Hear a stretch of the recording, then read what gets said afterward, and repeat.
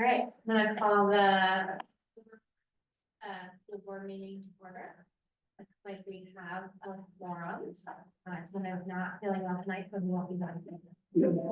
Okay. I pledge allegiance to the flag of the United States of America, to the republic for which it stands, one nation, under God, indivisible, with liberty and justice for all.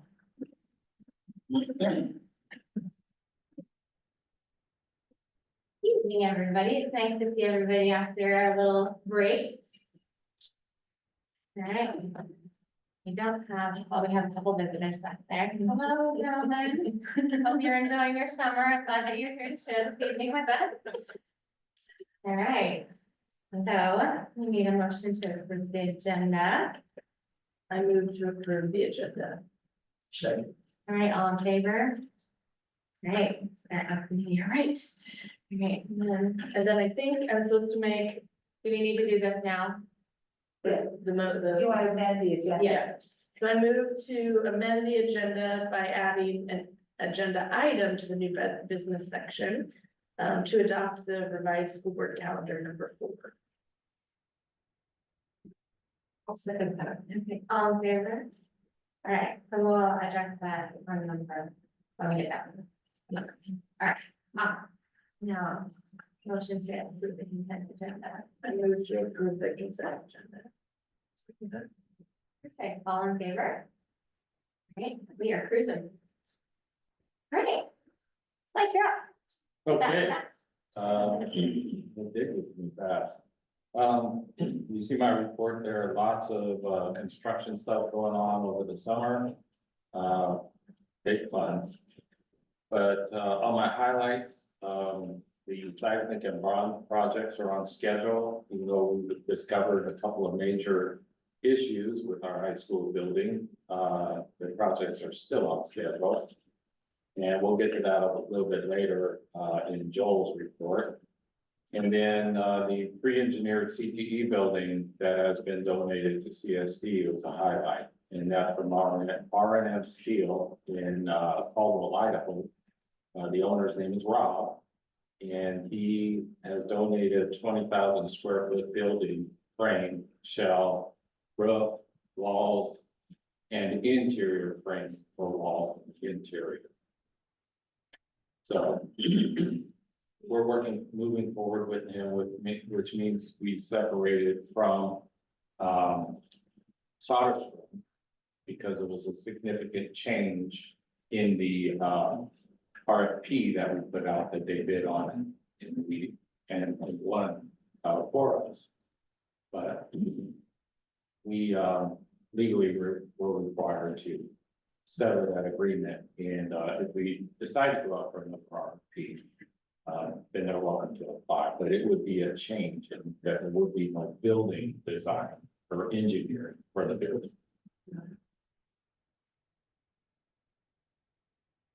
And then the other updates there that I tried to bring forward are all in green, trying to keep the completed ones there in black, and then and any updated information in green for you. And there are updates every day. So this was updated 2 days ago. So there are updates even as of this morning, but that's what we have on the report. Any questions or anything on my report? Can you share with the rest of the group, just high level, what we talked about the bid for the coolers at the middle school? I think that's a huge improvement. The bid for the coolers at the middle school. So well, Joe's going to talk about the coolers that we're installing here, but at the middle school, we had started the bidding process for a cooler for that and last spring, early spring.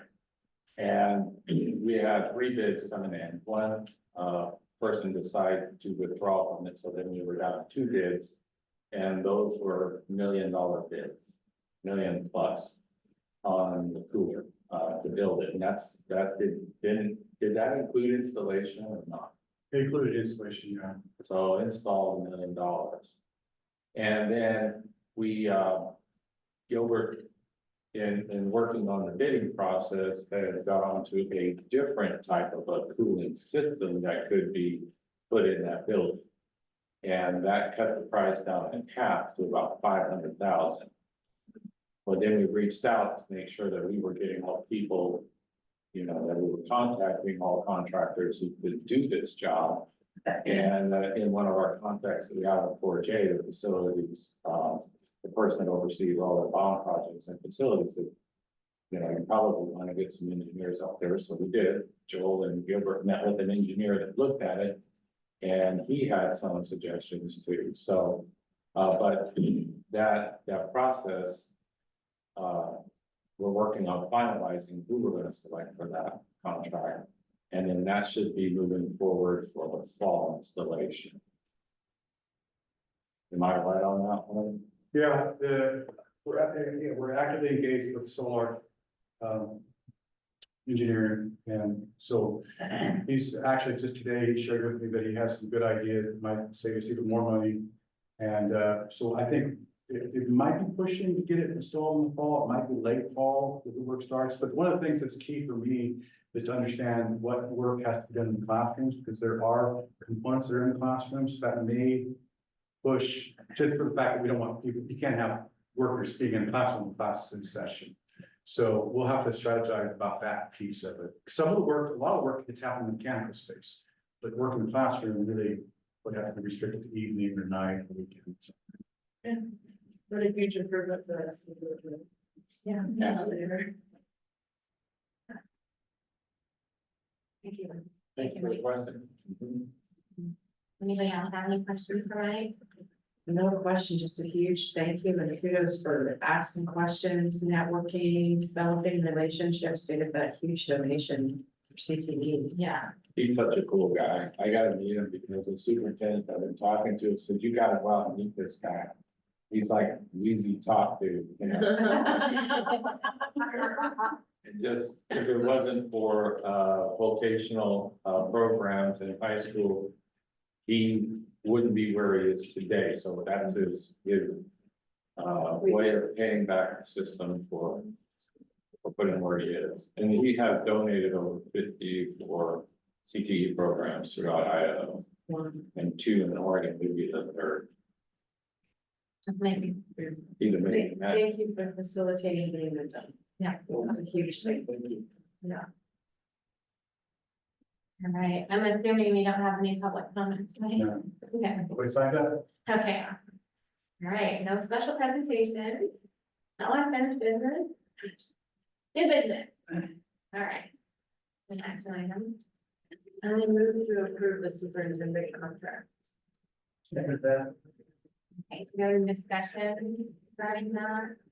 Anybody have any questions? I think it's just the same thing as we've done in the past. So, all right, all in favor? Well, thank you. Motion carried.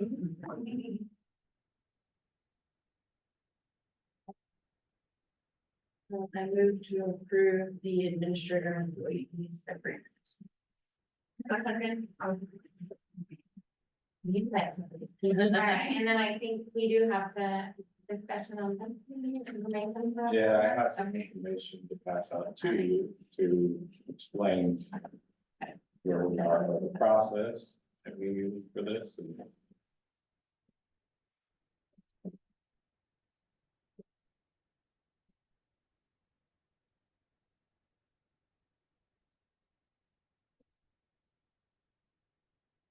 you want me to read this aloud, or do you just want to read it? Okay.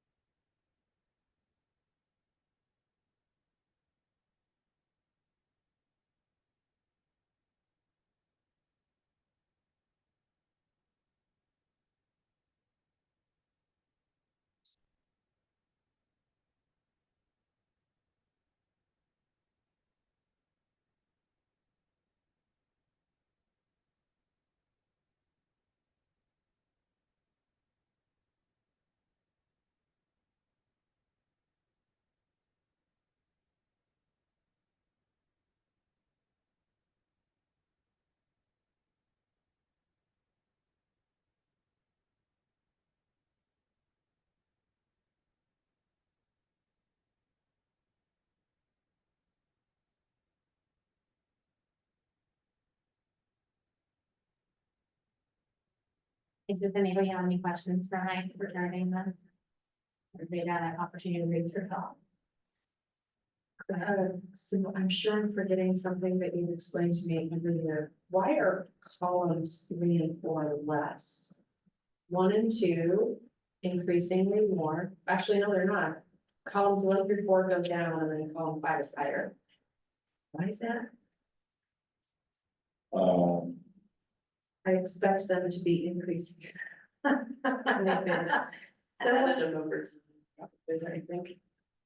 I think it's just. Five, I think it's the days, right? Number 4 is based on 220 days, 5 is based on 235 days, is that? Yeah, but. Which one are you looking So, okay, I'm looking at page 5 in the Oh, administrative yeah, it agreement. makes sense. It is. Columns 1 through 4 are all 220. Mhm. I assume column 1 would be entry level or the least experience. You move to column 2 when you get a little bit more Oh. experience, so it's an increase in salary. So why are they going down? The columns are aligned to the positions that are at the top of the page. Okay.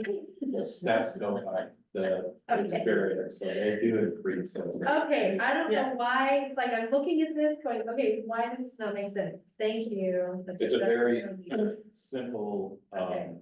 uh, Yeah, it's not a straightforward whole table. matrix for one. Yeah, Okay, thank you. which was back in the Anyways. days when this was developed, that was a really, that's all you had to do.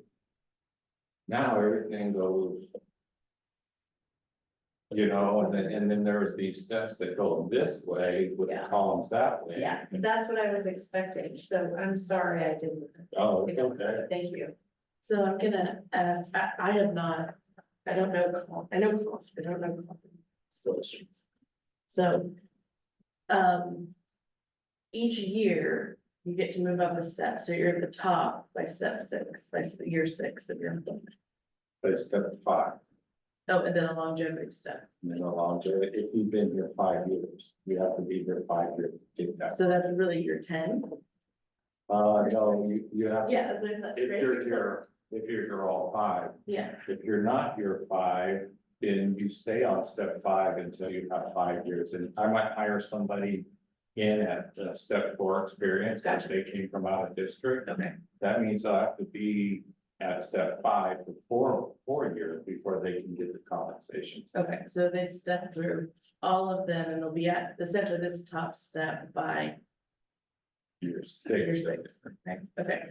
And then, so that's a step, and then each year these steps get increased by the 3%, 1.75%. 2.5. And what, generally, right, we use comparative data. How do you guys get comparative data? Like, you can just see other districts' contracts and that's how you can pull it? I requested them from the districts, and then I go to postings that are on the COSA website for jobs. And I can pull all district level jobs out of there. And there,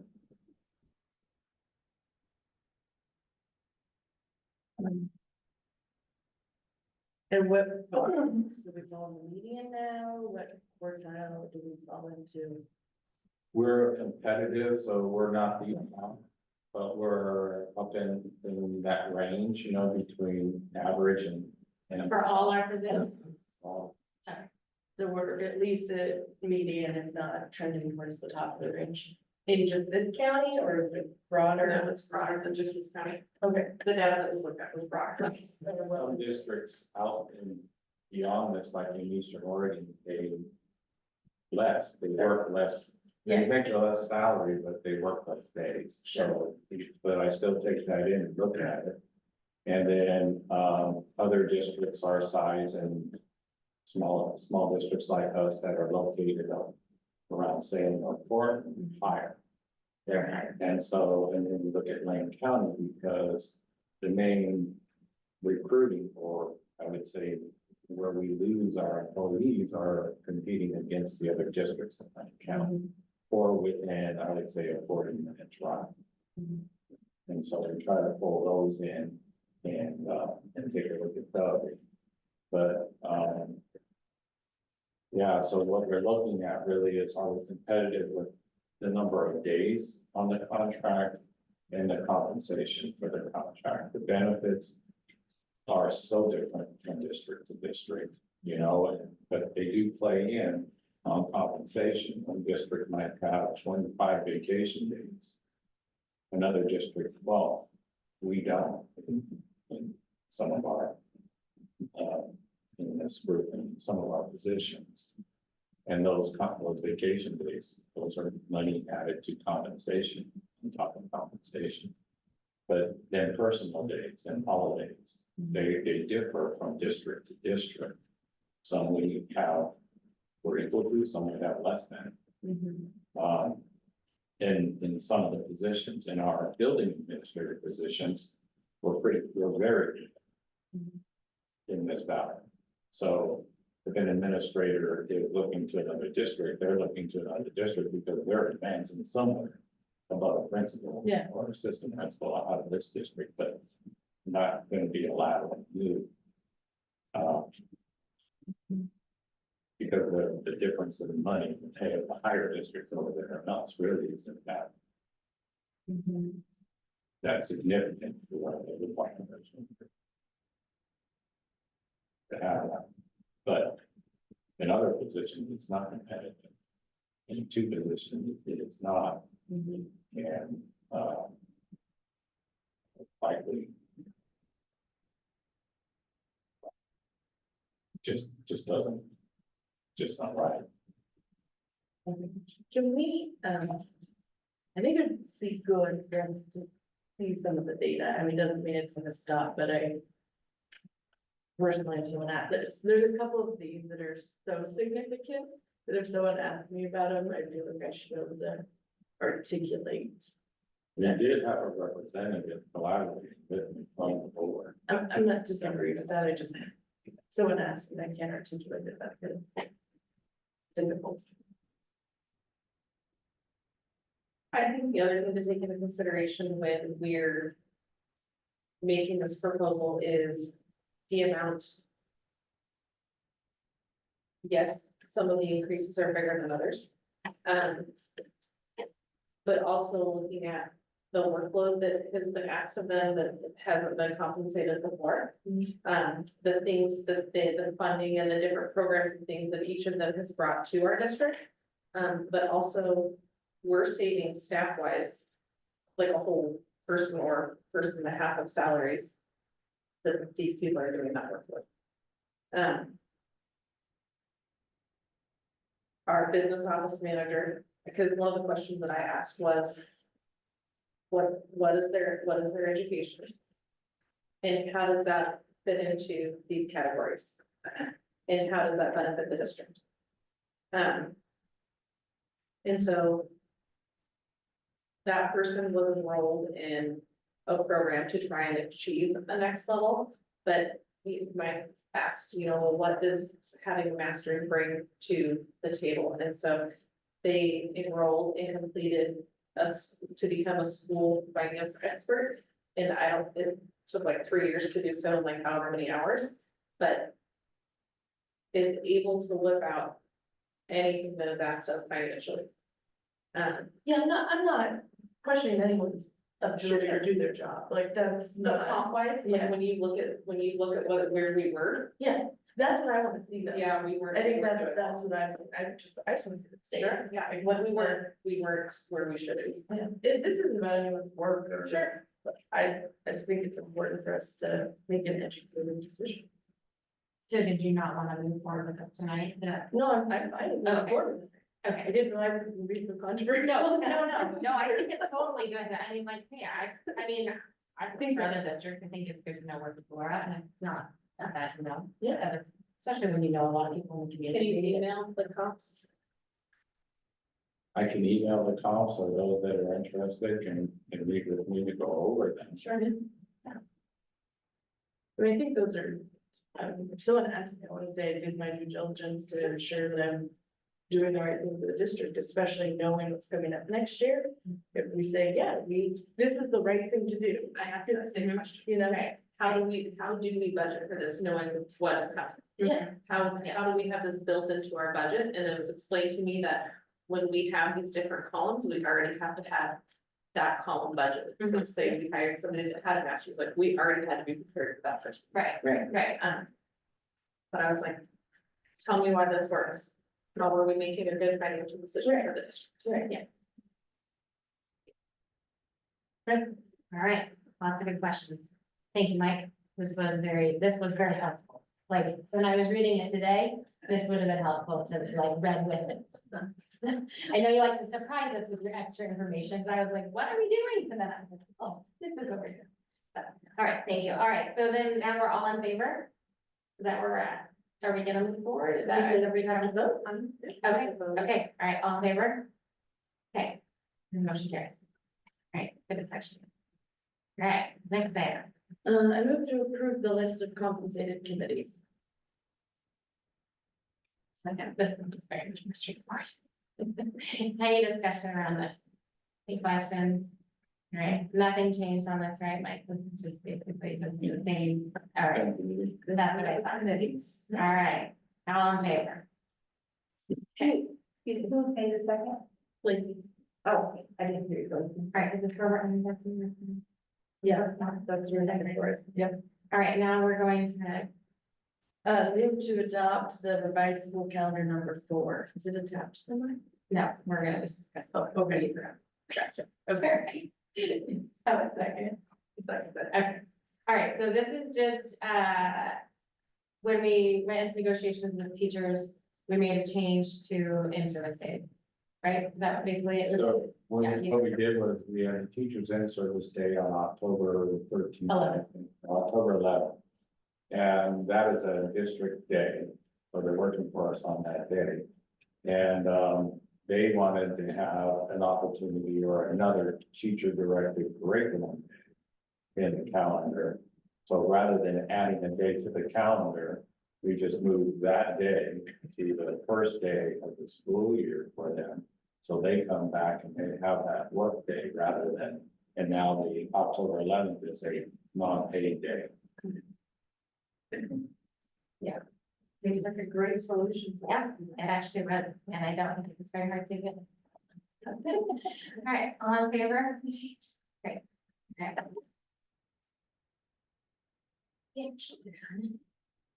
Now we're on to discussion. Mike. We have superintendent committee opportunities. We do have opportunities to be on the superintendent. We have 2 committees and I'm looking for, you know, folks to come on board with me. We need 3 and on the labor committee. And this year we have bargaining going in with the classified association. And then I need 3 for the policy committee, the all-party policy committee that we. Oh, yeah, me, I'm a follow. I did that again too. Yeah, I like it. Okay, you got 2 right there, on policy. Do a policy okay, and then labor committee. I'll go back, I'll do labor again, if you need me to.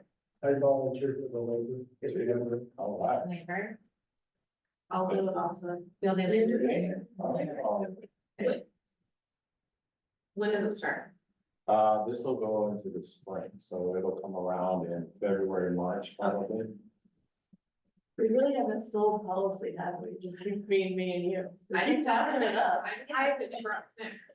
Like, Mary, I'm sure we'll bring you a snack. I told her that's exactly what my response was. If you need a third person, I'm happy to be policy committee. I've done it before. I'll fill that role. Awesome. I'll happily see. I'll have Yeah, it. You got it. 6 people. 6 people, that's why we decided we would just take a poll tonight, so that Mike's not sitting there with his whiteboard going, I got 1 person, who wanted to be perfect. Look at that. We should be like, one second. Nothing like peer pressure. Thanks. I'm good. All right, next discussion item is our board evaluation. Thank you, Joel, for getting this together for us. I appreciate that very much, and I was, one of the tardy folks. All right. Me too. I did actually, I didn't see a lot going on. And I was one of the. So remind me, outside of the board, who of our administrators gave us feedback? No, None. This is This is just- all board of. Not even you, not even Mike? this is No, just, this is just just. one. Yeah. Okay. We just think we're Yeah, great. this is just- This is how we responded, all 7 of us. Oh, there we go. They did. Maryland called, because Maryland stopped us down. I think she was giving me a review on like how it was going, and I said, okay, I'm going to. Maryland success. Good job, Maryland. I did it as good as I got. So, good job getting it done, everybody. So we can review this, if anybody has anything that they want to discuss on it. I don't know what we've done in the past, like, do we just like look over to the informational for us, if there's something that is something else to discuss with you. I felt like when I looked at it, I felt happy about it. I didn't feel like there was like a lot of misalignment, anybody that was like really, in the effective, on right track, there was only one area, right? I don't know, I don't know the percentages, but, only one that had us, yeah. Yeah, in terms of what we've done in the past, in my memory, that we've had a range of things. Like if we've just literally accepted this and done nothing else, we've had minor conversations. And then we've even had a whole day workshop on how to, like, what do we want to change? Right. So I have energy around a couple of these that I would love to Yeah, just do something different with, but I don't know how we as a board want to talk about that, adjust that, if we want to do a small group thing.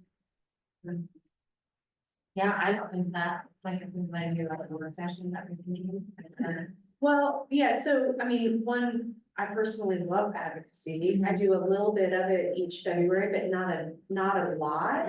And I would love to coordinate and do more, because it's a personal interest. It's kind of fun to be up there, like sell our story. Right. And so I've been up there only a couple times. It takes some help from Mike to prep us with information, right? And to coordinate with whatever OSBA is doing. And that's been the only times I've been up in Salem in February, has been when OSBA said, we've actually got a day reserved. So I've gone when those days have been reserved. But we can go without that, like we can do the extra effort and get appointments scheduled with legislators and say, we need help, we need you to focus, we need that. So in order for that to occur, it would take some help from Mike to say, we need to focus here. Like this is something, and to go with enough data to convince, because they don't want to just hear us. You know, before Todd was really helpful, each time I would go up, like, here's some data, here's some reports. I enjoy doing that, and I would love to do that. So I would love to figure out how to do that. Maybe a group of us would go up if there's others that are interested. As long as Mike can help support us with some data, because we want to. Are you talking about going up to Salem? Yeah, advocating up in there. The other idea that I would love is to be able to invite a lot of those legislatures when it's outside of the session into the schools. And Mike's been doing some of that, you know, when there's opportunities, but we could brainstorm different ways to get them down here and to talk about that. Yeah. So those are two things I'm super interested in. I can put some effort into it, but I don't want to work outside what the board wants. No, I think that's great. Too. Especially since you've done it before, and I haven't know. Well, there's a lot of excitement this is. Yeah. Thanks for your advocacy team, Captain. Well, you have some big elections coming up, but it's also the biennium. And there's a huge, movement going from schools and communities to Salem, to the legislature, to do what's appropriate for our schools. So there's a lot of big stuff happening this coming year to get engaged with it. For sure, there'll be a lot of opportunities because of that. I believe Now, does OSBA generally have something that, like, I think I'll wait for their stuff, but do they generally send out stuff that kind of lets us know when they are doing something? So on an every year basis, when the legislature is in, they do have highlights updated on their website. So that's something I read because I like to track what's up there. The few times that I've gone up, have been when OSBA has organized Right. enough to say, here, like, we're taking a whole day, Mhm, all school districts can come over. mhm, And the legislators have agreed to give spots of time. And so then when we sign up, it was me and one other person one time, and then I think I was up there another day just alone, but they would give us the agenda. Creswell and others that would be with Lane ESD, we move around as a group. mhm. And so we have a spot with Senator, X at 8:45 AM, you've got 20 minutes. Mhm. And Lane ESD sometimes helps coordinate, so we want to be able to focus on this kind of a message from our area. Mhm. And so then Todd would give us the data, and so this is like Creswell's story, this is an actual example, Mhm. as to why this is a problem for us. So those organized days are super easy, Mhm. but if OSBA chooses not to do that, if that's not gonna be a focus, we still have the opportunity. I mean, I can call and get appointments and try to get Yeah. a day together for us, like I can commit to that. Yeah. That effort, That'd be That'd be great. if we want to Yeah. go up, okay. That's awesome. Okay, outside of an OSB coordinated day, I would imagine we would wanna figure out a forum or a format so that Mike can help us focus our message. Mhm. What is our message? Cause we're not gonna be highlighting what OSBA is highlighting, Right, right? They always provided that theme. Mhm. So we would, I don't know if it would be just me and Mike, and then I would bring it back to the board to say, is this the focus, a group, like whatever format we want. Mhm. But we would need Mike's help, so I'm kind of making sure like, you're okay with this? I think it's great, and I think Okay. where we start is either legislators names and contact information that we have currently, so we can contact them. Yep. When it's getting into the elections, it's kind of sensitive about when one of them's going to be, in an election center, because then somebody, whoever is gonna oppose that person wants to have an equal opportunity to present to be present or present their side of whatever the issues or whatever too. Yeah. But I think that's the starting place, is to find out who is planting seeds and then reach out to them and start connecting with them about school matters and what bills are. Okay. Also, on the other end is with the OSBA and coastal representatives, our lobbyists for both of those. Yeah, And reach out to them and say, okay, where are you going? Where are we how going? how can we have a voice? So I think Okay. that would get us on the path there. I'm happy to do some of that.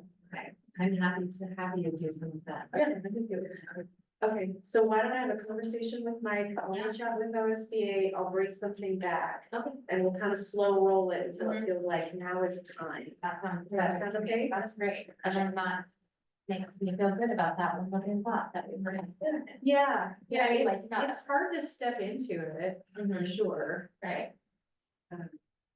Maybe we should leave it as an agenda item, and then if you need stuff from us, there's just like a natural spot to tell us. Like an advocacy check-in. Yeah. I would like that. Yes, yeah.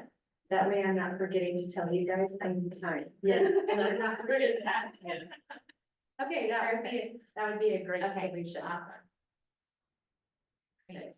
Any other, thoughts? I think there was some, a statement in here that probably for me are good reminders of being more thoughtful about the full district, where I know I get focused on high school. So I thought that was helpful, that's good feedback. Mhm. I agree.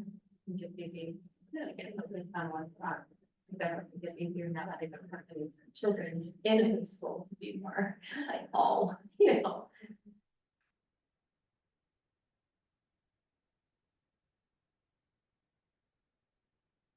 Is there also an interest in developing a specific check-in with our neighbors on a quarterly basis, even on a proactive way to say, we've had issues pop up when we work on our facilities. And so I don't know if that's an opportunity to have a different engagement with the So like a career. community, like kind of like maybe.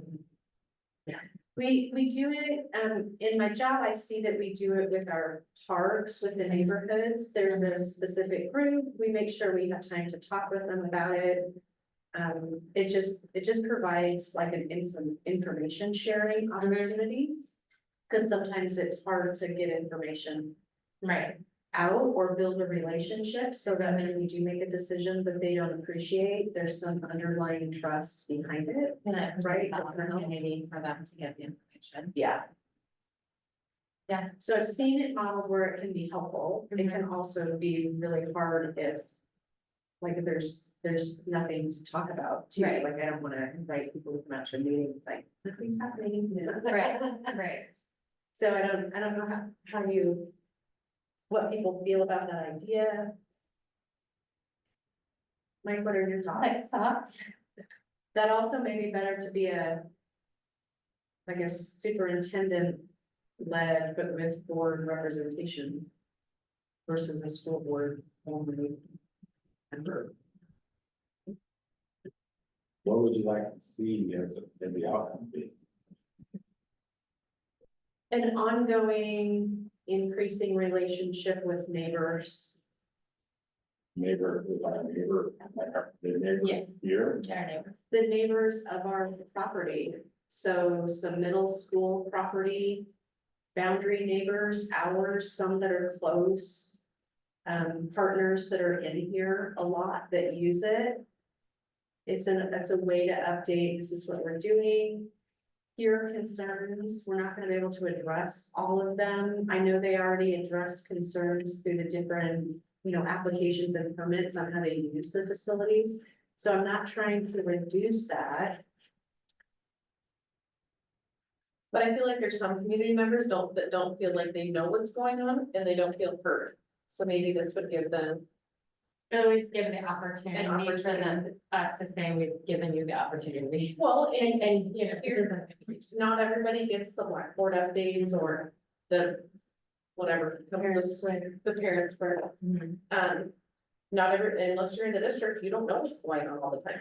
So I think that unless we're publishing it, I don't even know if people read it anymore, but it will give them an opportunity to know what's going on within the district, give them normal updates like that we in the district are getting. It's good for thought. When I was at Sheldon, we had the Norwood neighborhood. And Norwood was a community like our west boundary here, with our neighbors.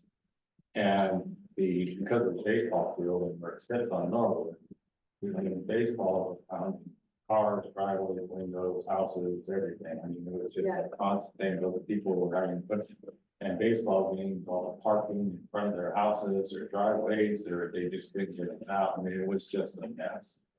And so, and there was a couple of people who consistently came to me and said, hey, you need to do something about this, we need to know. So anyway, we got to talking and they put together a neighborhood committee in Norwood. And then there was monthly meetings with the neighborhood committee. So if it was like he wanted to have a neighborhood committee of these two streets and just have monthly meetings with them, then that's what you do. They would represent only what they have that really are issues with what we're doing, the programs we're having with our school or with our property. But there are people beyond those 2 blocks, beyond this, that would have other opinions or perspectives on what we're doing with our property or our program. So, I mean, I don't know how effective, how you want to be most effective with what you're asking. I don't want to project that I have a fully developed scope in my mind, right? My intent would be over the last few years, from roads to fences to property use with tenants in the buildings. I mean, they're moving forward. We've made decisions that we've needed to make. But if there could have been an increased level of communication with people, maybe that would help people feel better about what our decisions are. And so it's more opportunities to talk with them, because at a school board meeting, we don't talk with the public. So I guess I'm looking for a way to talk with them where it's not one-on-one. I visited with a few neighbors when they called and said, come out, I want you to look at this, you know, this really makes me angry. But I don't have I don't know the answers. And so I come to you, here's, you know, and you talk with the individual, but I don't close out the loop with them, because you've got the answers, you close it. So is there a way for this? And I'm not thinking monthly. No, Right, I don't think You we said monthly. have the issues to populate a monthly meeting. It's more like every couple of years, here's the stuff coming down the pipe. Yeah. And we've got an ongoing relationship where we're building trust we're trying to share with you what's happening, what could be impacting your boundary fence. And I'm literally thinking physical proximity, neighborhood association. Or, you know, or groups that are using our property can be invited, but I'm really thinking about the people that are living next door to our facility. How can we be a good neighbor with them?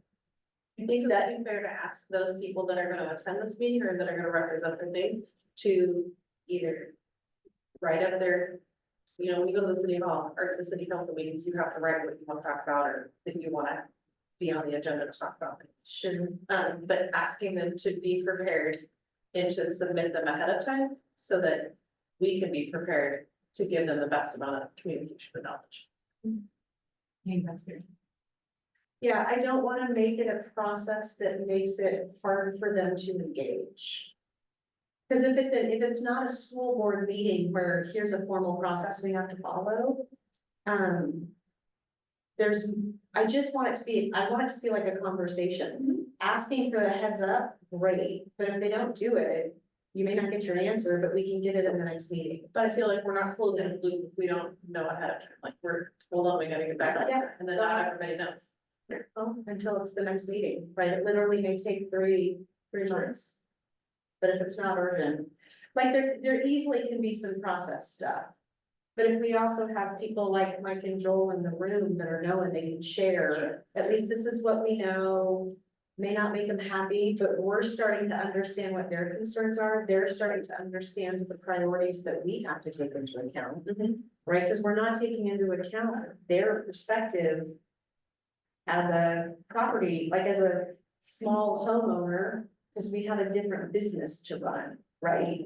And so it's just the sharing of that. So that's my intent, that's what's in my mind. It may take some time to flush out or even figure out if it makes sense. So I'm just kind of putting that out there as an idea to consider. So you guys in leadership can talk about whether that makes sense, whether you have any concerns. Maybe what we could do is, you know, Mike's taking in a lot of that, right? And maybe we can talk about it and on either the next month or the following month. You can have some time to think about what would you like to propose? Like what does that look like from a district that makes sense and is manageable and something we can take on? And then we can talk about that. Yeah, I don't want to step on Mike's toes as when it's operational, you make the decision. But if there's a conversation to explain the whys, at least explain the whys, that's like my intent, right? I'm not trying to change the decision, just explain the whys. Right. Because some neighbors, they won't want to hear it anyway, but other people may actually want to understand the whys, and that's what I want to be able to provide an opportunity for. So I heard that on this side, when we were proposing, some security fencing. On this side, I didn't hear it, but what I learned from that side is having conversations and direct, information to each house when we're going to make a move. So when we made a move on the ball fields this year, they got communication about the west side, the east side, why and how we see it on this side, what's gonna affect this side and that side, how it's gonna affect the changes that are to be there. And where the CTE building is going to be and those kinds of things. And we got only positive feedback is what I've heard from any of that communication. So I don't know. I don't want you to change that. I think when it comes to the communication industry, it's always more. Right? So the question is the intent of trying to get an ongoing conversation for people to share things back? Is that tipping the balance of more too much and ineffective and not helpful? And is it just gonna be a cesspool of complaints? Cause I don't want that either. Neither side gets It'd happy. be interesting to know if other districts, I know you said that Norwood neighborhood does something with their baseball field and it's fascinating them. If other districts have any other community outreach with neighbors, I don't know, like, I mean, if they do, or if there's a model we could follow from some other, district. That would make it easy. Because when neighbors are unhappy, you hear about it, it's hard for us to understand what the whys are and how to factor that in. Mhm. So how do we get involved in understanding what some of that is and where's the right line? I guess those are my questions and I don't know if this is the right solution. We don't have to solve it today. No, we Maybe. don't. But it's a great discussion item. Yeah, Even. we've struggled with this on and off over years, Mhm. so. Well, and this has been a couple of good years of lots of changes. And more to Yeah, come. And more to come, and that is probably the, like, the It's biggest something thing to to try. try, like, pilot, right? Yeah, something, I mean, because we're not done making changes, so we're gonna probably have interaction with neighbors, so. So I think it's a good topic for discussion. Yeah. Thank you. Got it more. And to your point, right, the neighbor, but, looking at all these posters too. We, for a while, we were having community forums, to talk about these things, and maybe there is an opportunity to have something similar. Even in that sense, right, to even share the positive things that we're doing. Yeah, just like a positive plan, forum, sharing. things like that, but, Yeah. okay. All right. Okay, Yes. I'll process. Okay, good, thank you. All right. Anything else on the board evaluation? That was a lot. Good stuff. Those were my two. I'm interested in having something that Those are. Okay. All right, we can move on to bond project and update. Okay. But we all really care. I make it a lot. So what's happening around? Yeah, so items 6 and 7 are actually combined in the slideshow discussion that I'll share with you guys, so we're gonna take care of 2 in 1. Yeah, I love it. Yeah. All right. So we're gonna start with baseball softball complex, HS Bond, if you've been over there, it's pretty, every day I'm picking dust off my shoes. All right, so the work over there started basically right after the baseball softball season ended. Softball had a really great season, so they took a little bit longer to get started on their field, which was exciting. The excavation work included removing topsoil and stockpiling it for later use. So for a while, if we were over here, you couldn't even see the high school because we had so much dirt piled up behind the grade school. It was quite the pile, because we were moving quite a bit of dirt prepped on the ground. Should have left it for all the kindergartners, the little. Well, they would have loved it. Out there. Oh my gosh, so much kids actually were having fun watching it. So interestingly enough, the baseball field has had the most dramatic change.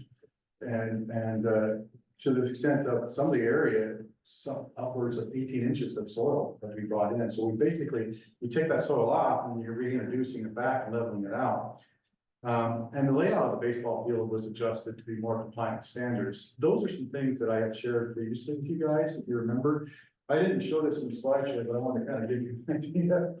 This is an aerial of our original baseball. It kind of looks like it got hit in the head on the side and it's all caved in or something, But what's interesting about that is the distance. There's 250 feet on the right side. So if you're a right field hitter, throws it home run. So our new field is meeting standard. 325, 375 in the center. And we're talking, this is what we see in the league, this is what we have. So that's pretty exciting to get a field that's uniform and doesn't have that weird scrambled eggs effect. Continuing with the baseball and softball complex, the field, everything over there is tore out. there is no dugouts left because we're putting new dugouts in. So the new dugouts would all be uniform. They're 10 by 40, and that's for baseball, softball, visitors and home. There's gonna be built-in storage for the dugouts. There's gonna be new batting cages that's gonna be turfed and new bullpens. And actually softball field, because of the way the layout works out, their batting cage is huge, like 70 feet long. So you're gonna be able to put 2 and 2. It's gonna be, yeah, we should expect some really fun stuff out of the softball field, folks. The artificial field will have new updated fencing and netting backstops.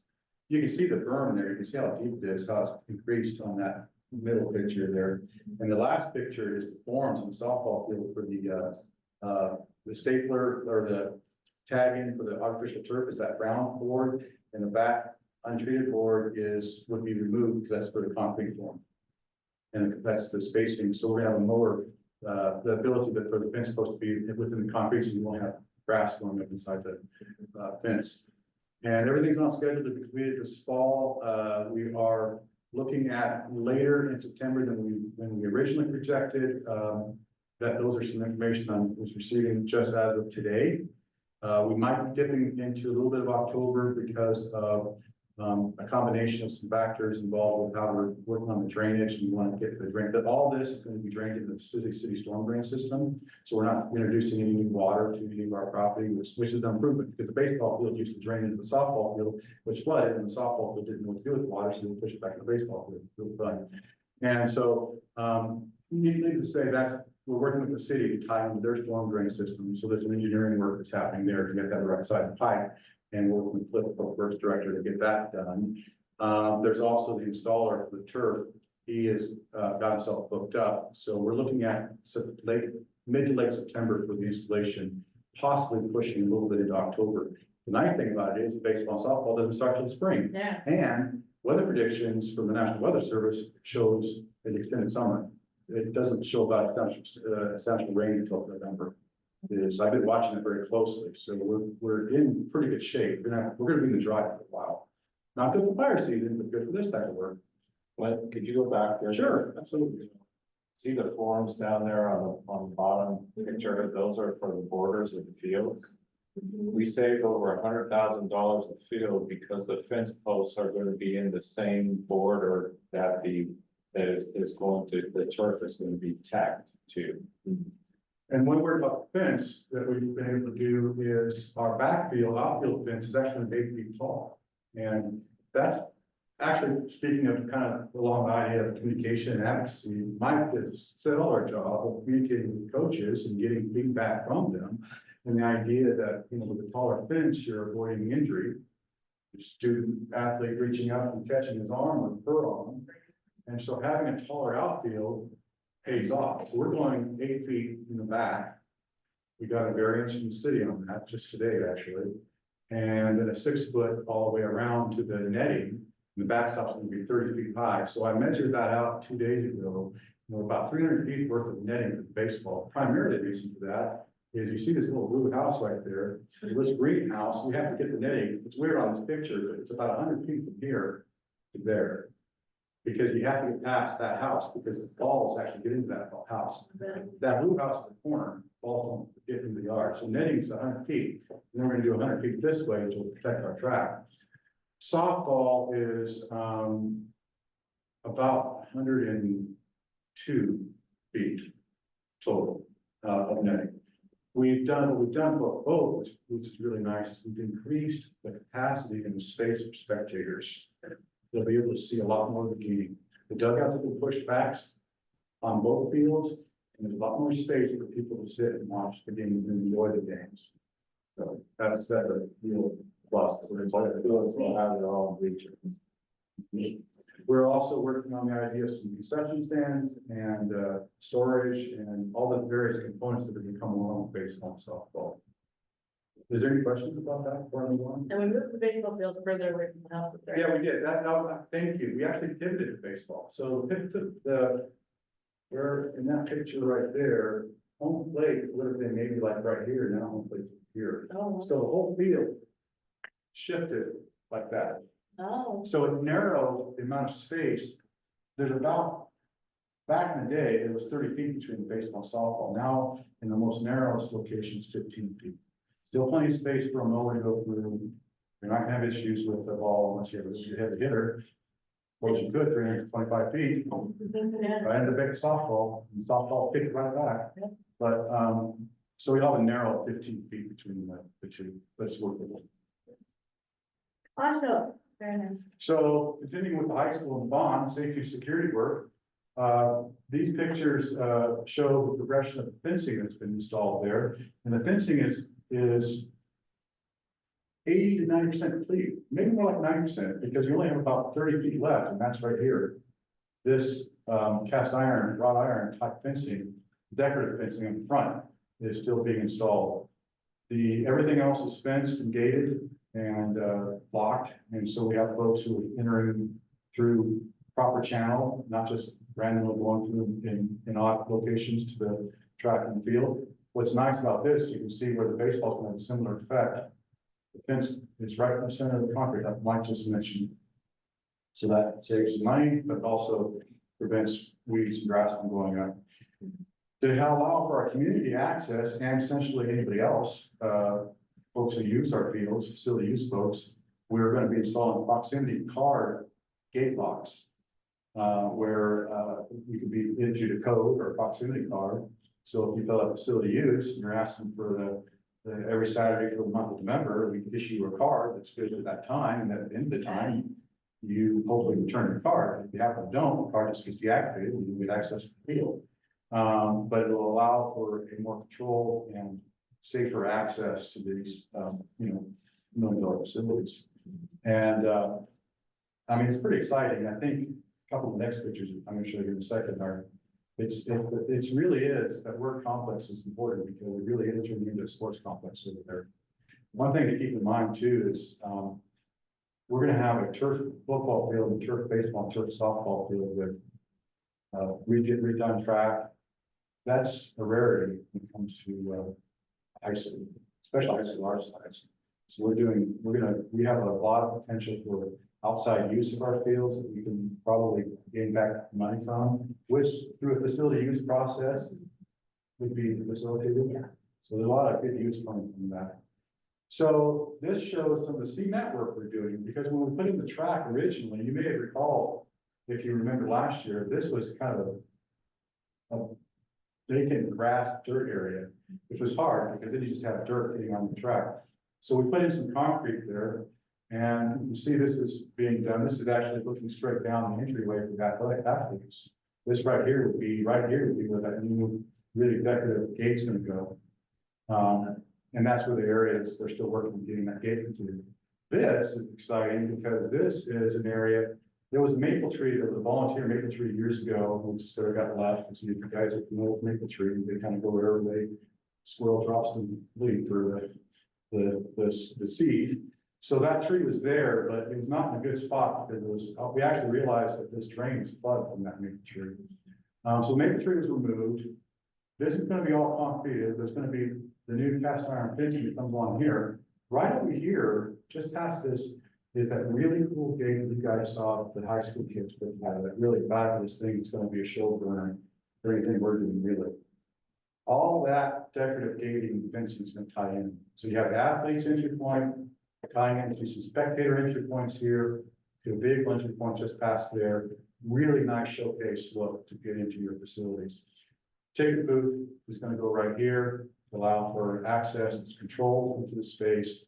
We're also talking about, you can actually see this in the picture, handicap right here. We just yesterday, Mike and I and Gil talked about increasing our handicap space.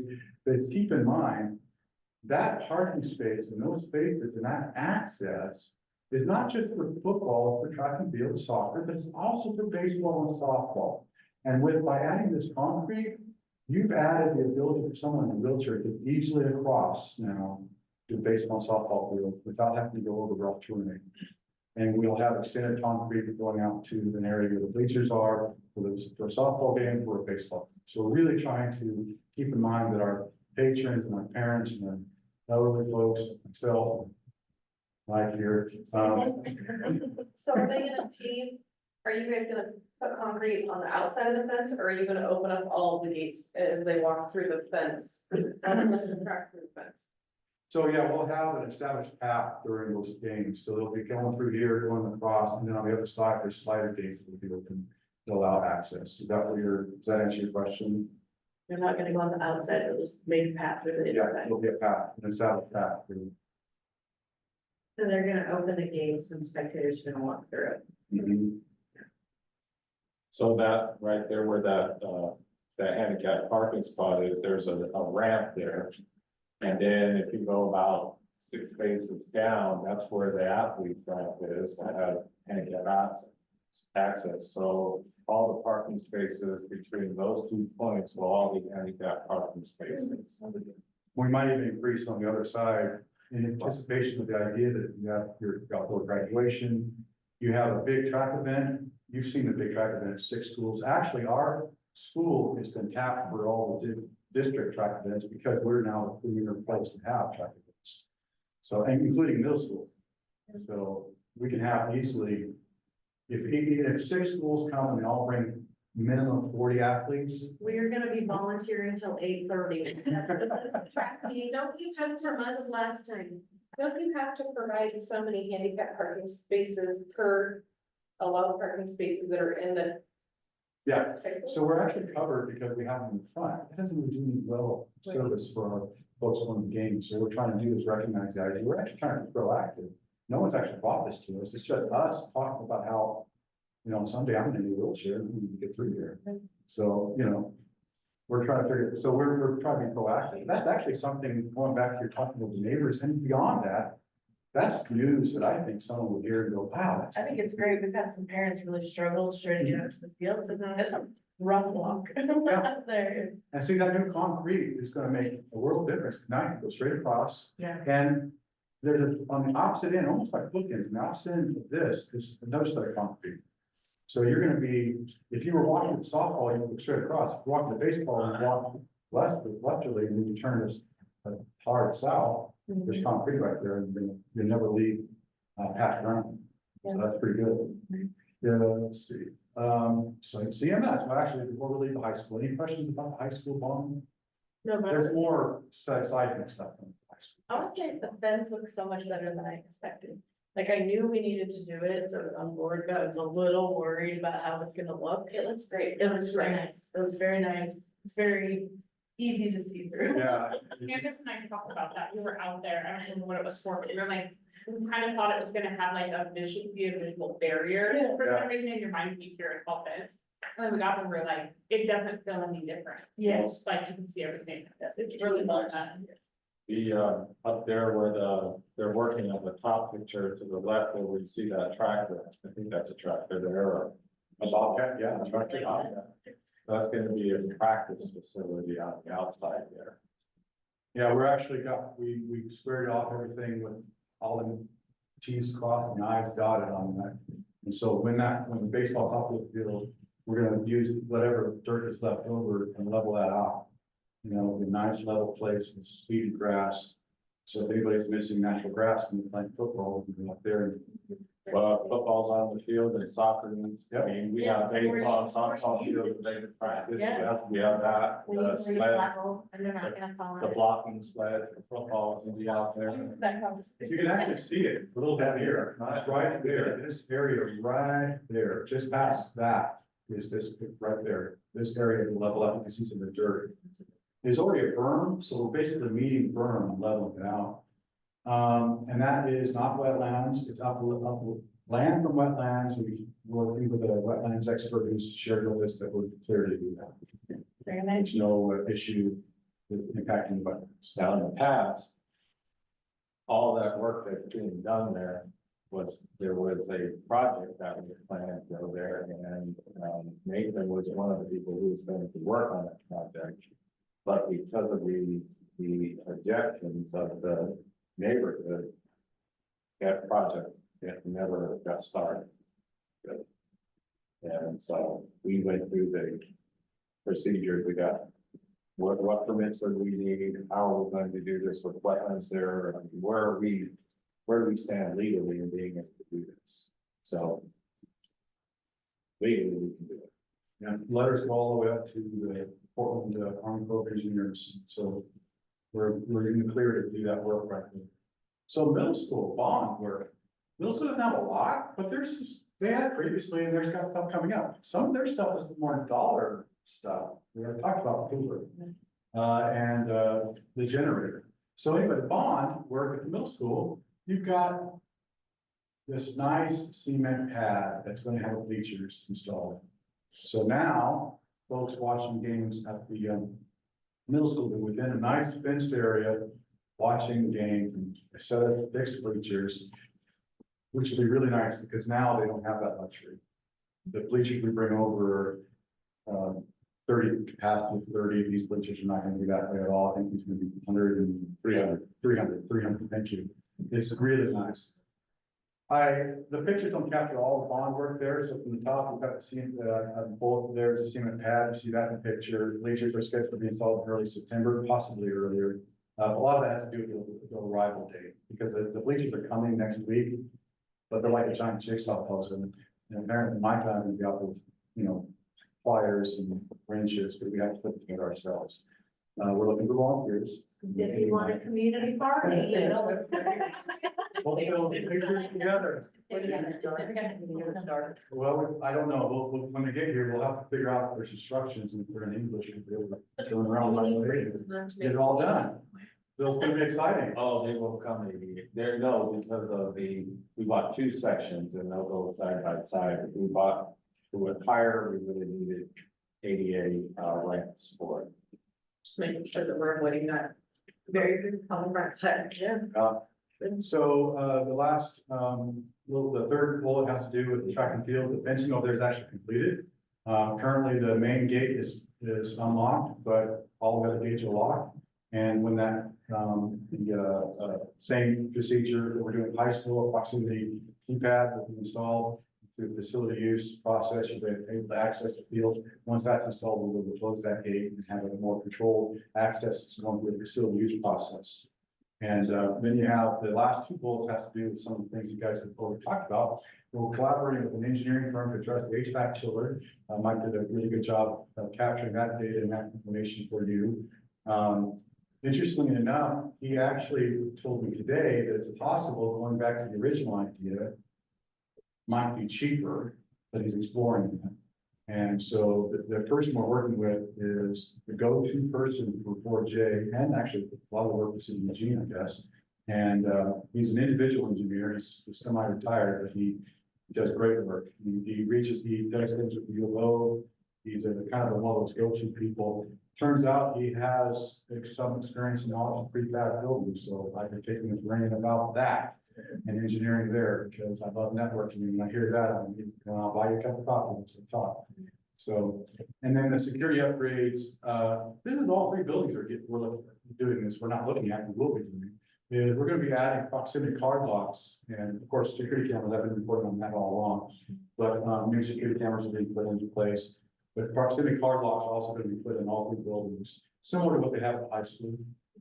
And similar to what's gonna be at the gate of the fields, so that there'll be a controlled access to our facilities, and we can deactivate a card, or if the card gets stolen, we don't have to go out and rekey it, we can just deactivate a card.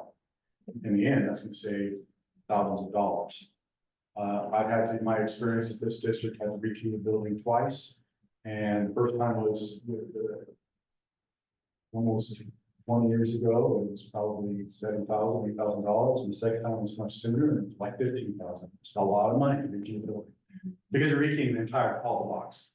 A lot of work. So when you add the cross card system, those usually work off of like a magnet, right? Electronic magnet. Does that mean the buildings will have the ability to like push of a button, lock things down when you Yes. leave? Okay, Absolutely, that's that is awesome. absolutely the case. I plan, as we get closer to that, I'll report back to you on how those look and what those look like.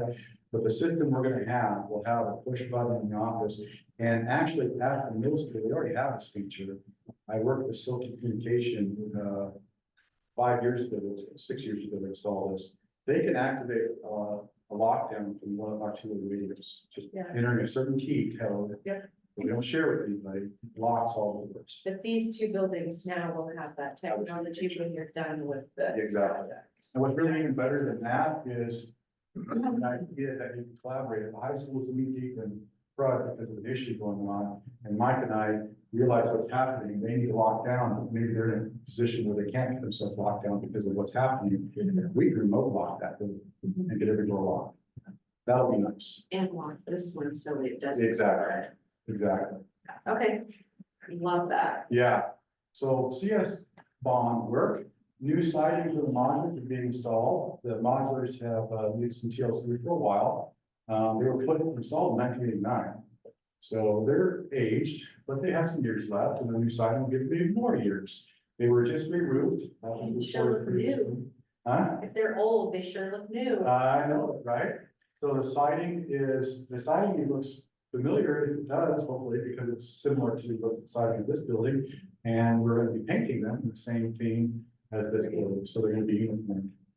New HVAC system for the gym that was in bond, or is in Mike's report as well. It's been installed. The new cooling tower was installed. And ADA compliant restrooms for this end of the building are now complete, and there might be a little bit of finished paintwork, but they're complete. And so that's really good. And same note about the security upgrade, the proximity and alarms and stuff. Any questions about the elementary? Before I move into, I think our next slide is going to be going into the science connect. Yes. All right. So this is kind of an interesting one. And it's kind of a big deal. It's actually a really big deal. You've been to high school. Some people might think it's a huge deal. The seismic work at the canopy. So we started tearing into the canopies. Canopy was originally scheduled to be there, but retrofitted seismically because it's attached to the building and it has to be in a footing. These buggers right here had to be addressed. What we learned is these weren't deep enough. We also learned as we tore in, see these right here, these had to be added to the safety measure. Literally, when we tore into this, the picture doesn't capture it.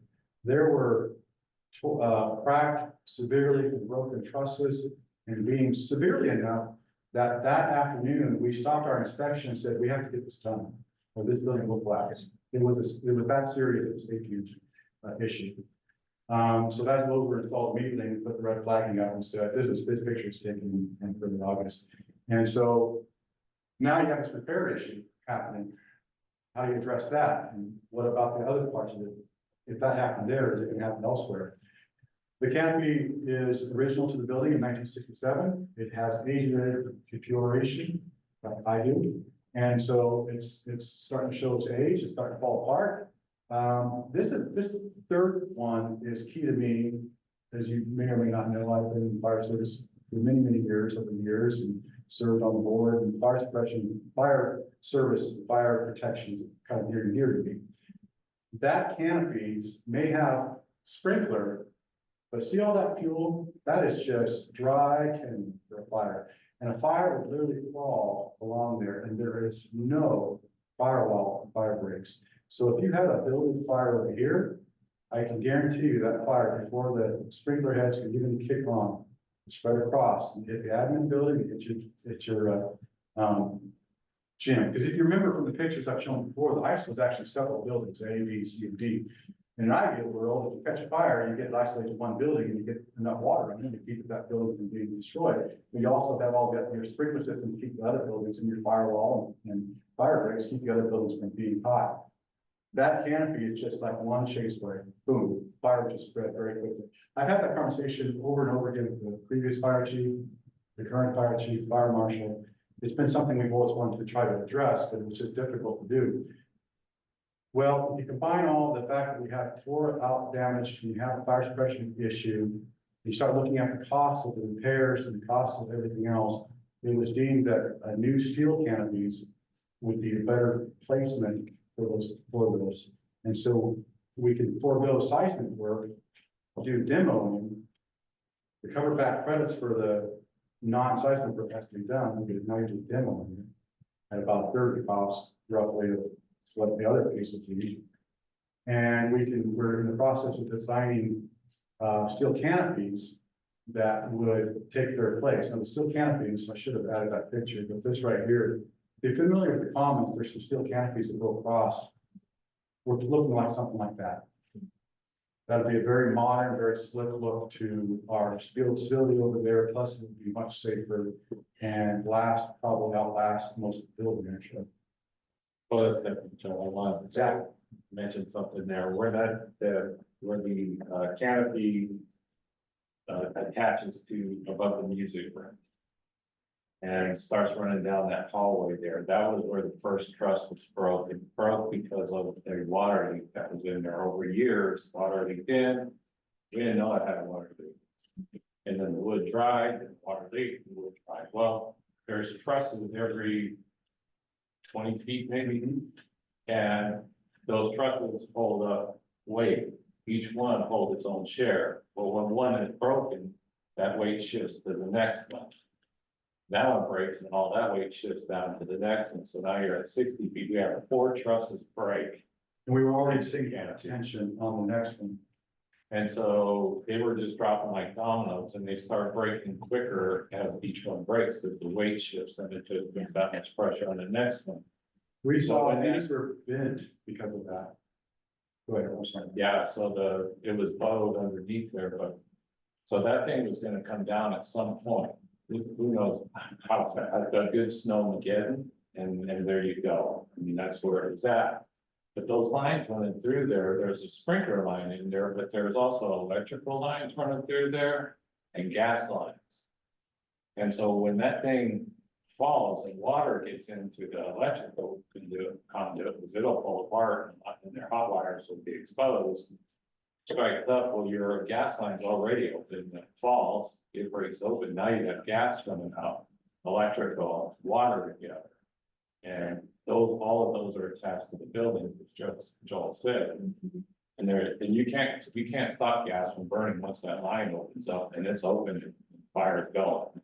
It's already done, yeah. And the reality of it is keep in mind, when a fire is spreading, this is all covered, you can see it there. So I'm familiar because I've fought fire like that. It's like fighting fire in the attic. You have to tear it apart to get to the fire. So you're literally destroying the building to get to the fire because you have to, well, the fire's going to keep advancing. And once it finds oxygen or gas, or fuel, or it's just going to go like anything else. It's not good. Okay, so this is actually more. Are Yeah, go those ahead. canopies gonna be, they're not gonna be replaced before school starts, like, No. that's gonna be a longer term. Yes, So that will you're be gonna long. have kids walking around your, Yeah, so what we're temporary working on stores. now is these pictures actually show some of that work the canopies being torn apart. okay, So the demolition is on schedule to be done by the 24th. And, I'm gonna get to your, question here in a second, I'll add that, keep in mind that the only canopies that are being demoed are the canopies that were affected by this current seismic project, which is the east to west from the gym, the front of the high school entry point where the rock is, to north to south, down to what Mike had mentioned, where it ties into the vocational building / the band room area. So you're talking about that area is being demoed. What's now almost like the mirror, like an E, the piece that goes east to west from the vocational, north to south from the academic, and east to west from the admin are going to stay. But those will be addressed next summer, because if you recall, we have a third seismic, a second one for that building that's going to be coming on board next June, and we'll address those canopies then. So to answer your question about, yes, those will be open. You'll have to be open to the elements. But we're looking at getting a temporary canopy that's going to run north to south from the part to in the courtyard, so that people can walk to the commons and what have you. We're working on a strategy for sure. that. So currently, so either way, it wasn't gonna be done by the time kids get there. Sure. Because they were gonna have to pull up those posts, drill 5 feet down in the ground, put new posts in the canopies, down 5 feet, concrete those in, and put them up there. So they were gonna be drilling holes all around the courtyard just to repair this canopy or do the retrofitting for this canopy. Likewise, the same thing is gonna have to happen with the steel canopy, so it's the same process as far as putting the posts in. It's a really good canopy. But, currently right now, they're it's being engineered for us. design engineer, so. There is no way around this once they found these problems. But the safety issue of the canopy itself became the bigger issue that made the decision that they have to come down. Okay, so why are we not removing all of the canopies if they've already been identified as a hazard? Like, I get it, that's not part of this seismic thing, but you can pretty well assume that if these are falling apart like this, that the others are as well. Why are we not taking them down and putting a temporary something there if you're worried about our kids' safety? So, let me answer Do that. that. So this one, when we found these broken trusses, we sent them inside crawl the entire canopy inside the courtyard to see if there are any other broken trusses, and they're not. So they're stable for now, and they rerouted the lines. Electric lines, gas lines, and our internet, or whatever lines, to carry our data, our technology out of the canopy. So there are no more broken trusses that go around to the other side. They're good, they're stable for now over there. And the hazards, the fire hazards are out. Are they stable enough to withhold a snow load, say we get the next snow again? Yeah, there's no broken trusses from the remaining canopy that's there. There's no broken trusses or beams inside it. We crawled them, Gilbert and Isaac crawled them and checked each one of them all the way around. That being said, obviously, Bill and I are taking extra steps, so if we do get a heavy snow load, I'm gonna take particular attention to these campus, just because. Just to re-inspect them. Oh, yeah, they'll be high on our list of looking on this. So out of curiosity, because you mentioned natural gas, part of the seismic work would be including the automatic shut off. Right, so that if there's shaking in a building, the automatic shut off for natural gas should be turning that off. So that's not a fire hazard when shaking occurs, right? Right, Okay. the new retrofitting incorporates that in. Okay, I assumed, just kind of wanted to double check. It doesn't exhaust existing gas in it, so you have hundreds and hundreds of feet of 2-inch line, which But it's not an ongoing it's flame. not ongoing, Right. exactly. You have several pounds of gas trapped in there until it It'll exhausts. eventually. Exactly. Okay, thank you. They, well, moving away from the canopies, any questions more about the canopy? Okay, Super interesting, thanks for the details. so the weight room, got some fun stuff happening in there. So the new seismic wall fittings were installed in the interior wall that separates the gym. That's this puppy right there. That, it wasn't able to capture the picture, it's kind of dark. That floor is suspended up, supported by trusses underneath. It's a good 2 feet below that. They poured heaviest amount of concrete because that wall is the back of the gym, that's the bleachers, and that's a heavy wall. And so there's some serious trusses and serious stem wall here, and serious seismic work that occurred right there. And that work involved having to remove an interior wall that was inside there, which now gives more space to the weight room. So the weight room is now getting more square footage. It's also because the exterior wall, if you remember that wall that was there, that used to be a cafeteria, those windows were all the way up. Those windows were not actually fire code windows or safety windows. They would splinter the old fashioned way, like a nasty cut. And so we've been slowly replacing them over time. But this is now, we're gonna have a nice storefront effect in the front, seismically sound, and new doors. The problem we're faced with is the doors are delayed from the manufacturer. They're not gonna be here in time to get installed before school starts, so we'll have a temporary door in place. Still a solid door, it's just not the door that we're installing with the seismic. So there will be a door in place for access to the weight room. The weight room will be usable for school, Those are exterior windows to the commons? to the weight room. They'll be to the, It's in the way you're To looking the out. corner, to the corner. I thought when we looked at the plans, that those were going to be high windows allowing natural light in case of an active shooter, or something, like for safety reasons, like they were gonna be high, and they couldn't see into that room. So these windows are, well, they're higher off the ground, but these windows you can see That's what's going in there. Yeah, we'll have a, not just for simple like that, and then some different ways, you know, doctors looking in, look at that person. It'll be nice. There's also in that space, new padding. The floor, right now, it's just rubber mats. Those rubber mats are being replaced with actual floor padding that's built into the floors. So it's gonna feel like a real weight room. New LED lighting.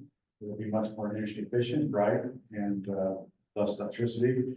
And we're working on visiting team locker room, being developed into the existing restroom area for the weight room. Because if you recall the history of that room is actually the original cafeteria. Those restrooms were the original restrooms for the cafeteria, but not just the cafeteria, they were the original restrooms for the gym. So when there was a game, they were oversized because they were meant for home games, you know, and you had big restrooms. So now you have a weight room that's huge, big restrooms.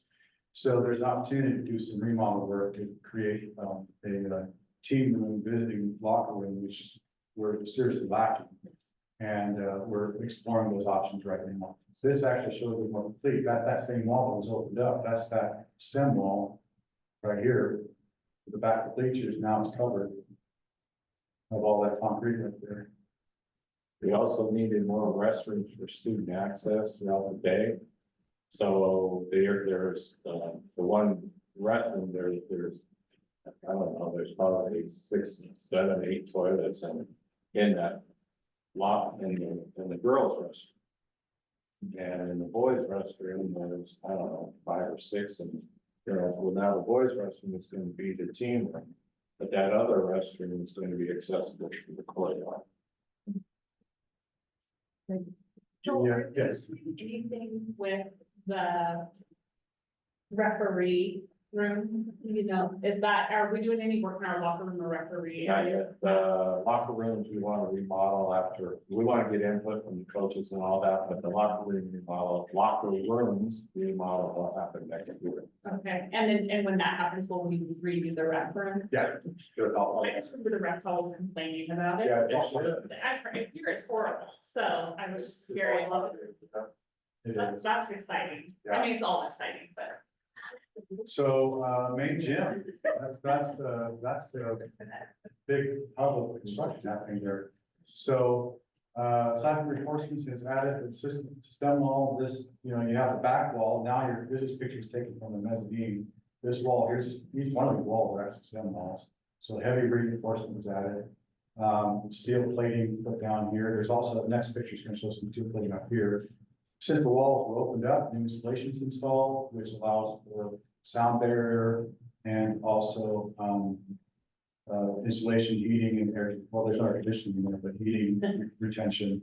So the room we won't have to heat it as much actually, which would be nice.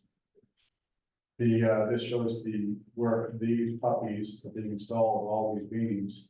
And these puppies right here are gonna go across here to create retention arms, keep the building from it sways. It'll relieve that will absorb the pressure or absorb the strength of the earthquake and keep the building intact. Because I've shared this before, the whole idea behind the seismic is the ability to have that space be habitable immediately after an earthquake. That's a key. So you may have to exit while the earthquake's happening, but you should be able to get right back in for safety reasons. And then there's just some more work here. New bleachers are being added to accommodate more seating, and that's gonna make sense here in a second on the next couple slides, for the main gym area. And the gym will be, all this is gonna be done before school starts. So. Mezzanine, where that one picture was taken, we have a wall here. Because we had an opportunity. There used to be bleachers right here. Those bleachers, well, that was always the weight room, always the wrestling practice room, but it was very limited space because it had the original bleachers up there, the original to 1967 pictures. They were not seismically sound. To make them seismically sound was going to be very difficult, a lot of building involved. Oh, that was very hard. And they were mechanically out. I mean, there were so many pinch points on that thing. Every time I would cringe when you'd have to see it move. I just think your fingers being caught, you know. So we have an opportunity to remove the bleachers and added this wall here, this opening is for, it's egress, but also for mat removal, so you can get the mats down on the main floor for rest of the events. And then a doorway right here, this is the top of the stairs, this is mirrored on either side, there's that door, this is that doorway right here from the side, actually. That's what that one picture is taken right down. So the living room is actually much bigger now. And with this wall, it's gonna provide a nice separation of space.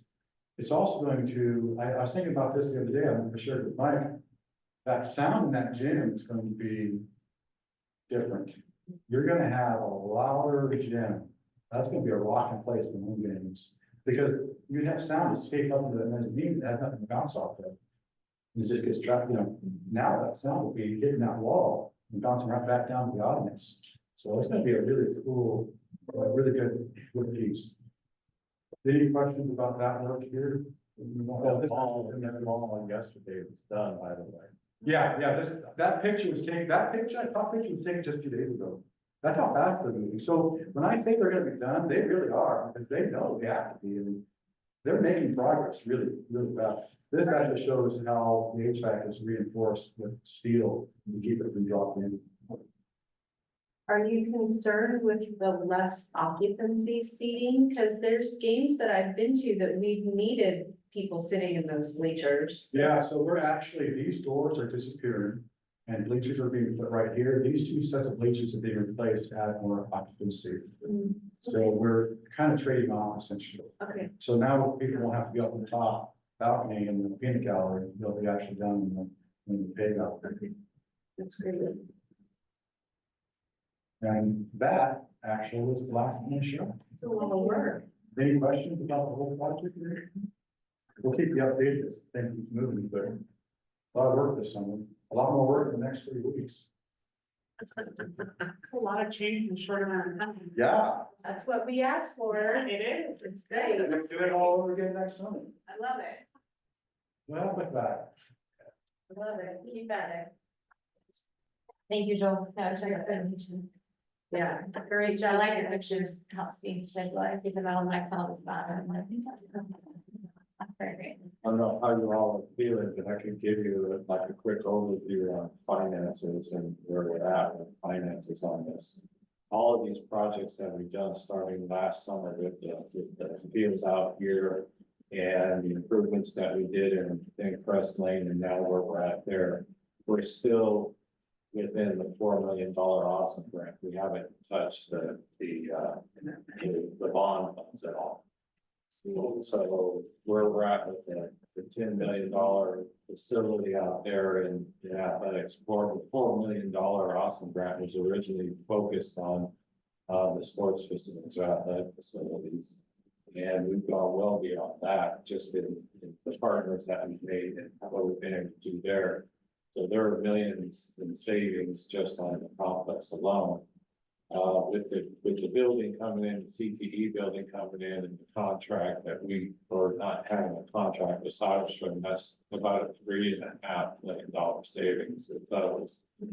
If we contract out, subcontract out the work, Soderstrom doesn't, that's 20% of the 14 million, you know, whatever it is that you save. So the millions start adding up as we do our own subcontracting out, which we're already planning to do. So, but on the roof over there, the seismic work, we saved $200,000 on Gilbert contracting the roof out and taking it away from Kinsey Commercial. So that's 200 grand. He did all the demo work over there on the walls. So that's another, I don't know, 80,000. He's also building the walls back in. So that saves us another 40,000, putting walls back in there. All the siding out there on the portables, that's Gilbert's thing, he's doing that himself, those projects, he and Isaac. And, I don't know, it just goes with all the bids, the way we're going about it and contractor, subcontracting out from us, from the district office. We cut out the middle person on all that, and that saves us 20.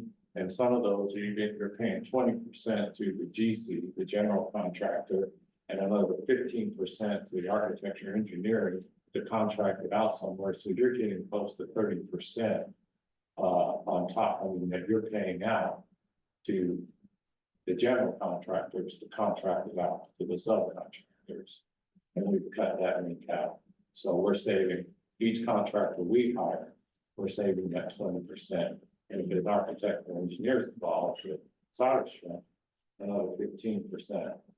We caught on to that with some of the projects at the high school. When we started getting, they started showing us, or even SDS had signed those alternates is what they call them, our bond projects that are joining in with their size work. And it just was, the numbers just didn't work for us in our budget, so we started to pull some of that back, and then we found out there's a lot of money that we can save this way. And so that's how we're going to approach the CTE building. One of the ways we're able to do that is actually by you guys. You guys are the local contracting board of this school district. That's another title we share with policy. I mean, us working with you and the contract board and all that contract directly with the contractors themselves. Two questions. I heard the word credits. We talked about the seismic grant, is or demoing and not replacing. Or, I know we are replacing, but, Right. so what does that mean, and what can we do with those credits, or is there a time frame in which we use those credits? So we have to use them by the end of this project, which is by the end of, well, September. End of September, so we repurpose the money back into the project. So some of the work that we're doing, so like the painting on the building, they're covering a third of it, which is about 75,000. We're covering 50,000. Well, we can repurpose those credits back into the painting. Now we're paying 100,000, they're paying 100,000. You know what I mean? Yeah, yeah. So we're just moving it around. We're gonna keep 2.5. I have- We're not gonna make back to Yeah. zero. I had no doubt, I just thought I should ask the question. And then I think what we should probably make sure everyone knows is the commons. That because of this, it has to change our plans with the commons, at least for this year. At least in the commons now, it's moved down on the priority list. With the original estimate that we got on, this whole canopy situation, came in at about $800,000. That is almost equal to the commons. So we repurposed or reprioritized, based on safety versus convenience. One thing one little add, a little nugget to talk about, and share about the bleachers is, Gillett and crew actually removed the bleach crew we got ourselves and dismantled them. But by doing so, we were able to recycle the metal ourselves, but we also recycled all the wood of the bleachers, and that's actually sitting in the wood shop. So our wood shop at the high school, we would have a project with a lot of it. And this is pristine wood, this is not completely done. Good. Very tight wood, not a lot of knots, very tight. Well, those, But in that demo job alone, right there, the bleachers was $20,000. Say, This might not be projects for my house. Right, everything costs. Sure, I don't remember. So there used to be like a fence in front of like where the wall is right now, a rail. Yeah. So now it's just the wall. Are we Yes. worried about spectators damaging the wall? I don't know. I mean, I have kids. I have people. Yeah. I don't know. I mean, it's sheetrock, so you have all those people right against it. It's just a food for thought. I don't know. Repurpose your wood and make a railing. Repurpose your wood. maybe they go up so high, you know, like 5 foot with some kind of a board. Yeah. Such a mom. It's sheetrock. It's soft. Kids are not. Yeah, okay. I'm like, did you get that? I didn't see in your superintendent report about lunches. Did somebody want to talk about that? Chanel? Lunches. Free lunches for all, K-12. Well, that beats all right there. Yeah. We applied for the CEP. Or should we have a CEP program? And we tried this 3 years ago and, we only qualified K-5. Our middle school and high school, we were just a little too high. But we reapplied in April, May, it's quite a paperwork application process, so it takes a little while, but, they got back to us and we do qualify now, K-12. I think if I remember right, the data points, our high school is still just a little above the 40% mark, but they take the average, and on average, our K-12, we were below that, so that makes us qualify. That's So breakfast then. Well, what's the data point? Are they looking at average median income in the community? They are, Is that? I'll get back to you on that, because I don't want to say the wrong thing, but So I love K-12, but did that mean the average income in the community just dropped? what the state's looking at, yes. Okay. Okay, so that's not necessarily the case, but we're able to respond with free lunches, so. Yeah, and before we were off by just a couple percent, so it wasn't not a huge change. We kind of over that last round that we couldn't offer it to everybody, but yeah. What's odd is they go by the average income for the poverty level of the community, which is hard to get through meals for kids that are more difficult because our free lunch, free and reduced lunch applications is higher than the income that they estimate out in our community. Interesting. So we have more poverty in our schools and that makes sense in our community. We have a lot of retired folks that have money that don't. Sure. Yeah. Okay, well, that's wonderful. Thank you for working through that application.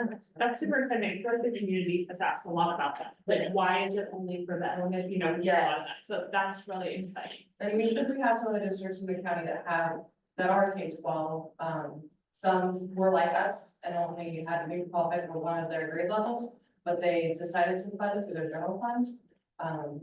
Do we have to reapply for that every year? Is that like or It's is a it? 4-year cycle, so we're looking for 4 years on this. Oh, great. And that's about 500,000 a year. Can we share this with the community somehow, like, can the school district publish it in such a way like that we get it out there so that? Yes, Bethany has a plan to put it out in the CSD 40, and then all of the principals are gonna be putting it out in their back to school newsletter. And their office staff now know as well, the shirts, so they can start talking with families. And then Vicky, the food service assistant that works in the district office, she and I are gonna work together on putting out, a letter of families who have a balance, so we can credit people back, and or there would be a purpose for some people to sell lunch money on their accounts if they're ones that like to go back for a second meal, or if they're kiddos that like to just buy a milk, because we will still have that same process where we charge for second meals, but most kids won't need money on their accounts, so we are gonna send letters out to families that have money, so we get them reimbursed. It'd be great if instead of like the school having to cut a bunch of checks that they could refinance it in school fees, like just reallocate it to like their student product funds. That's what we were thinking, which is why we're recommending a letter, because at first we're like, well, we'll just send mail a reimbursement check and say, this is why you received this, but then we're like, well, a lot of people either might want to keep some on their account and or have other things they want to pay for. So, we're gonna put them in contact with Vicky and she'll process that for them. Yeah, lots of good news. That's a good one. Right, last item, trustee reports. Mike gets to go first. Did you get your summary? About the only thing I've done this summer, I talked to Scott about Mike and I and the crew getting changed again, and I got a green light for that, and I was excited about that. Was he gonna say no to you? Yeah, Very, it was a very challenging application. The only people that signed up. Correct. Well, yeah. First I'm gonna time- watch, first do a job. time I asked him, he told me a parent was talking to him and he wanted to do it. And he looked at the parent and said, "Are you kidding me? My boss's boss's boss." And hopefully they're turned out to- You know, and the parents should get to enjoy and watch. Right. Yeah. Let you guys. It's, you know, I really enjoy being part of that. It's, I don't know, you know, I refereed football for 30 years and now I get to stand on the sidelines and when somebody says, "Hey, tell me what game are you watching?" I know It's not you. it's me. Are you helping again, Lacey? Happy to, if they need me. It's fun to watch. Nobody else wants to squat down, get the little flag thing, move it 2 things over and stand back up. So I get like my 50 or 100 squats in. Yeah. They just like to run around. That's all I'm doing. Mary, her report. I met with Mike and walked through all of the things. That was really great to hear all the details.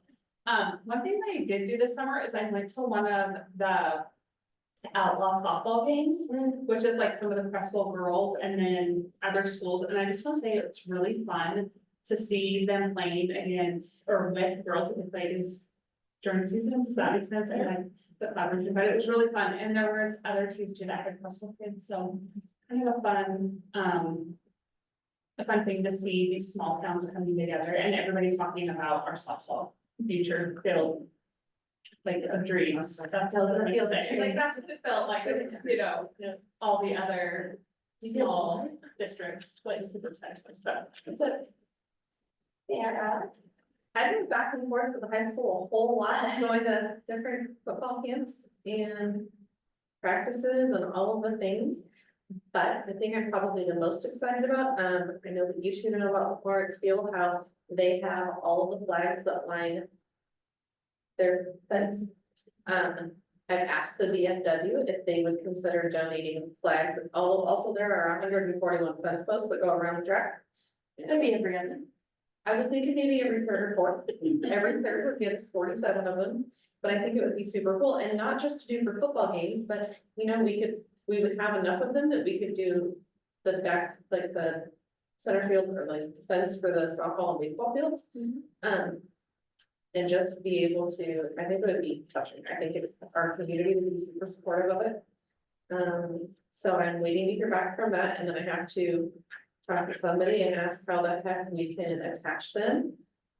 We would be responsible for storing them, so keep that in mind. I'm gonna come ask for a closet. A shed. Are they building a new ticket booth? Is that what you said? Yeah. That'll be at the end of the concession stand. Before the old ticket booth. Yeah. And then others, look, if you solve that problem. I'm There you just, go. Want to take something off the plate, Joel? I'm just doing different football team and stuff. Awesome. But we also had, meetings. Oh, yeah, I met with my neighbors. Yeah, lots of meetings. I took the month of July out. Good, good job. Yeah, this- I feel like I don't remember what I did, but we met with Mike for at least one or two leadership meetings while I've been here. And to be honest, I don't remember anything else, so that's probably it. Yeah, that's all I did. Leadership.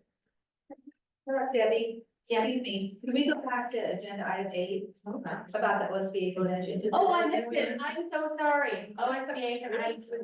I totally missed it. I was so like, I'm just here. So, the OSBA, annual convention, if you are planning on attending this year, Marilyn has to know as soon as possible because she can't secure anything until she knows we want to go. And it is that Veterans Day weekend. I wanna go. It's the 8th and 9th. Yeah. And Friday the 8th, Saturday the 9th. Yeah. So if you want a room on Thursday, let me know. And they, OSBA does not know, I've talked with them twice, they don't know when they're gonna open registration.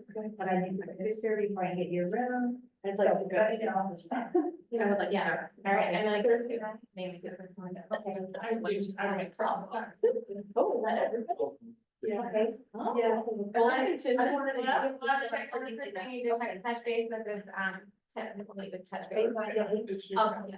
I know I'm not gonna travel on one day. Well, that's good, Lance is the big boy. I, that I can leave behind now, or most likely, I'm gonna come and hang out.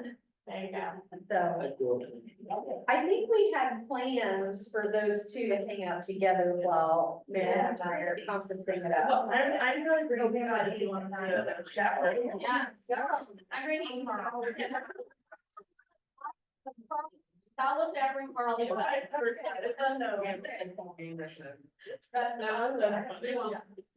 right, I'm so sorry about that, Marilyn. That's okay. Are you gonna go? All right, everything, Okay, everybody's going? going, so we just need to touch base with that. Everybody's going to watch. We're gonna do about the gym, other than that.